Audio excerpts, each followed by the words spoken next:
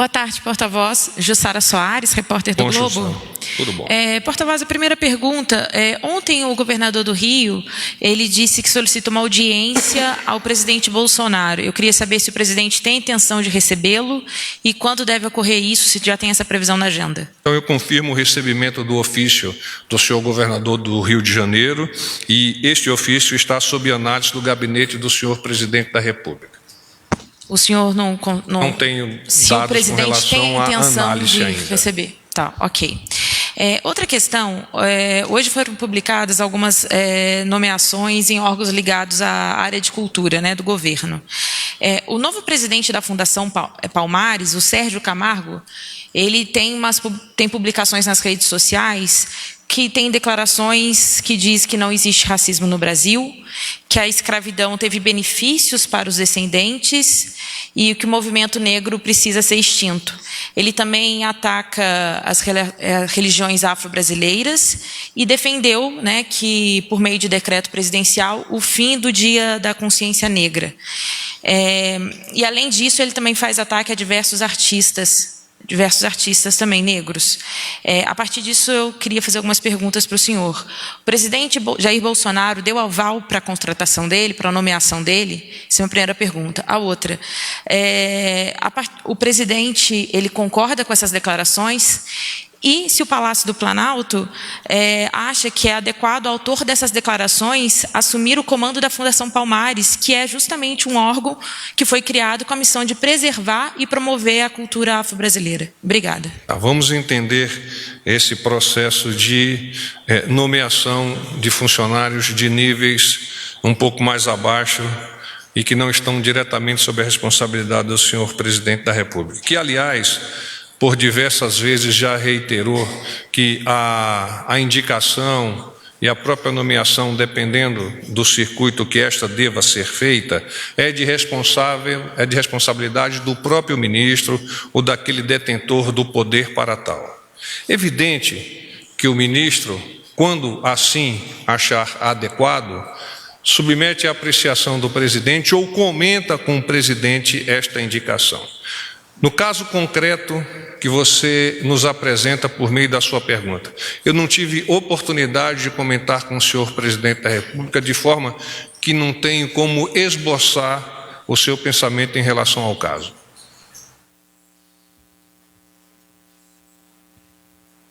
Mas, então, o Palácio do Planalto não se posiciona sobre as declarações dessa pessoa que já foi nomeada hoje? Eu não tenho como posicionar-me em face de não ter obtido comentários do presidente em relação a isso. Boa noite, porta-voz. Flávia, da Bloomberg. Eu queria saber se, com esse projeto de lei que estabelece o excludente de ilicitude nas operações de GLO, o governo está pretendendo antever eventuais manifestações no Brasil, a exemplo das que vêm ocorrendo no Chile, na Colômbia. E eu queria saber também se os órgãos de monitoramento do governo, como a ABIN e o GSI, eles já têm no radar a possibilidade de explosão de manifestações aqui no país. Ontem eu tive a oportunidade de já reportar-me aos jornalistas que aqui se encontravam nesse tema. O projeto de excludente de ilicitude, ele foi apresentado pelo senhor presidente após estudos do Ministério da Justiça e do Ministério da Defesa, num amplo guarda-chuva, onde a GLO, independente dela ser urbana ou eventualmente rural, se assim for necessário, e seguindo todas as diretivas, ela possa promover a segurança do agente público envolvido na mesma. Seja esse agente público elemento das Forças Armadas, seja esse agente público agentes de segurança pública das áreas envolvidas, ou seja, operando num processo que nós chamamos de interagência.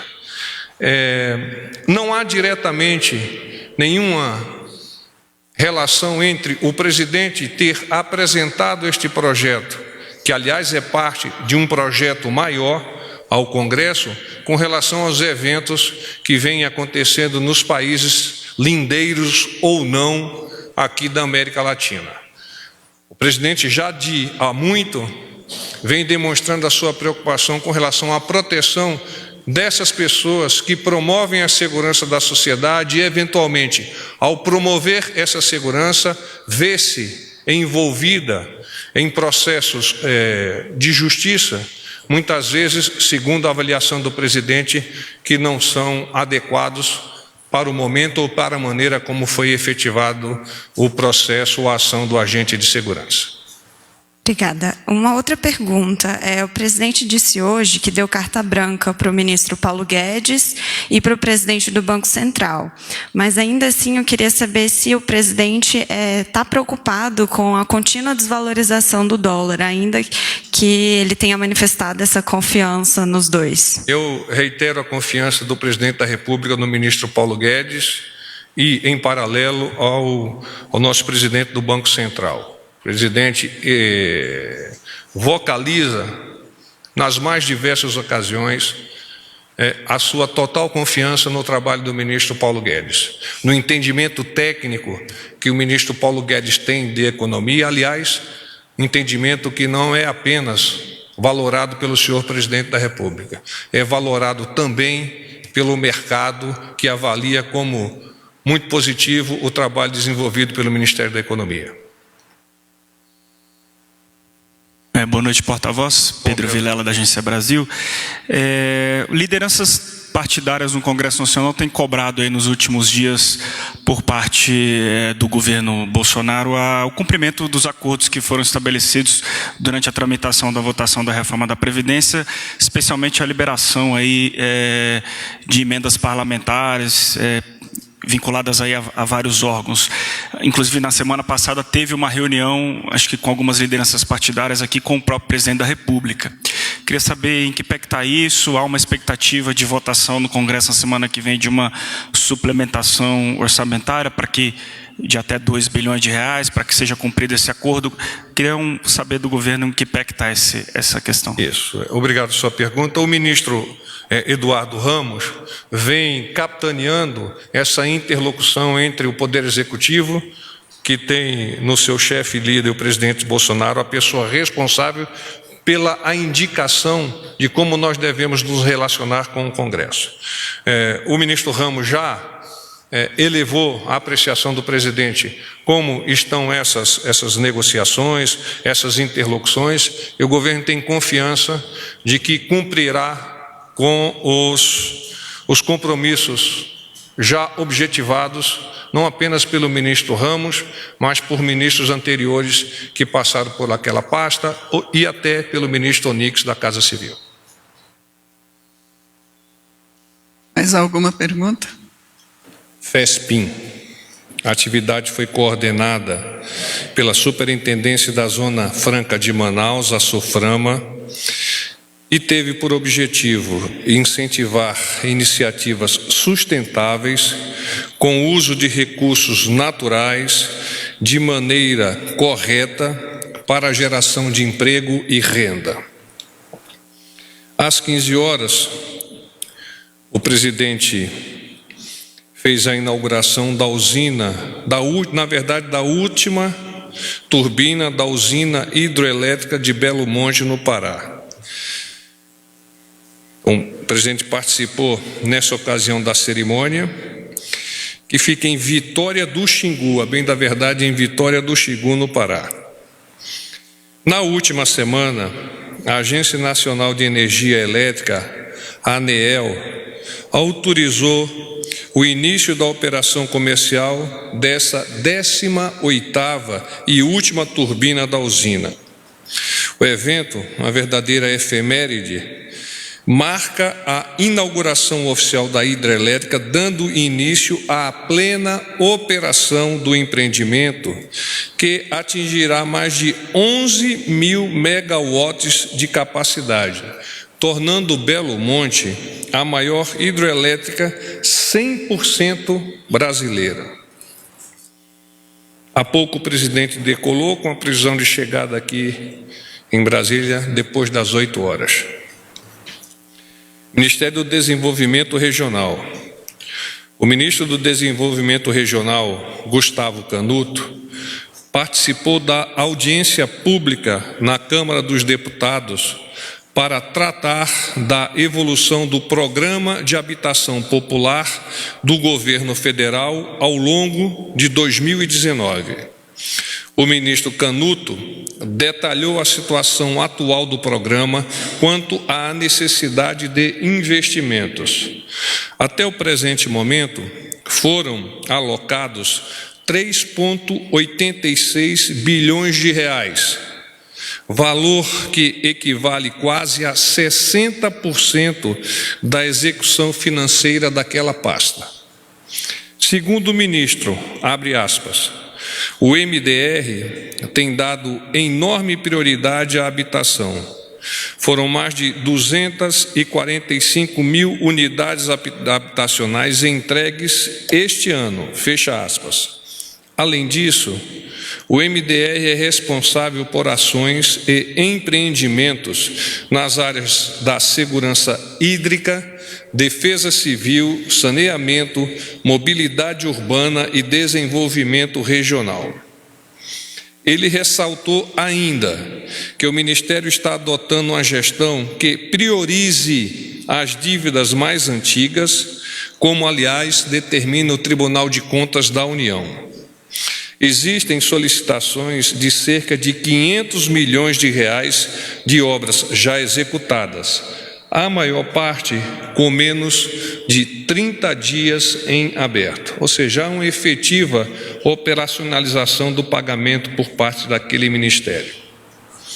Ministério da Saúde. O Ministério da Saúde descentralizou a terceira e última parcela dos recursos de 2019 para 39 hospitais universitários de 14 estados e do Distrito Federal. As instituições de saúde passam a contar com mais de 57,6 milhões de reais para ampliar os atendimentos de saúde e reestruturar os seus serviços. Os recursos fazem parte do Programa Nacional de Reestruturação dos Hospitais Universitários Federais. A iniciativa visa qualificar e ampliar cada vez mais a capacidade de atendimento dos hospitais universitários federais, levando em consideração a necessidade levantada pelos gestores do Sistema Único de Saúde, o SUS, em articulação com o Ministério da Educação, que define os projetos a serem executados. Para a população, os novos recursos representam mais acesso às consultas, cirurgias, exames, medicamentos e melhores estruturas físicas nas unidades de saúde, devido naturalmente ao investimento também em obras e compra de material hospitalar. Com o intuito de aumentar o controle, transparência e a austeridade do uso dos recursos públicos, o Ministério da Saúde procederá aos pagamentos pelo Fundo Nacional de Saúde às instituições que comprovaram o cumprimento das metas de qualidade relacionadas ao porte e ao perfil de atendimento, como ampliação de consultas e exames, capacidade de gestão, desenvolvimento de pesquisas e ensino e integração à rede do SUS. Ministério da Agricultura, Pecuária e Abastecimento, MAPA. O Ministério da Agricultura, Pecuária e Abastecimento e o Serviço Brasileiro de Apoio às Micro e Pequenas Empresas, SEBRAE, firmaram uma parceria para a participação do SEBRAE no Programa Agro Nordeste, plano de ação prioritário do Ministério para impulsionar o desenvolvimento econômico e social daquela região. O Agro Nordeste visa desenvolver a capacidade produtiva dos pequenos agricultores e criadores em 230 municípios dos 9 estados do Nordeste e do Norte de Minas Gerais, no biênio 2019-2020, atendendo a uma população rural de cerca de 1,7 milhão de pessoas. Entre as ações do SEBRAE no programa Agro Nordeste estão a assistência técnica gerencial, a capacitação empresarial para jovens no campo, a transferência de tecnologia para produtores e a participação de produtores em feiras, eventos e rodadas de negócios. O valor que será investido pelo SEBRAE e parceiros no programa é de R$ 88,8 milhões. Segundo a ministra Tereza Cristina, a parceria vai ajudar a capacitar os pequenos produtores, reduzindo as diferenças entre a agricultura familiar e a agricultura industrial. Abre aspas. O nosso desafio é fazer dar certo, é fazer com que esse programa chegue lá e dê renda ao produtor. Ao final, queremos dizer que as pessoas saíram da pobreza e o jovem voltou para o campo. Fecha aspas.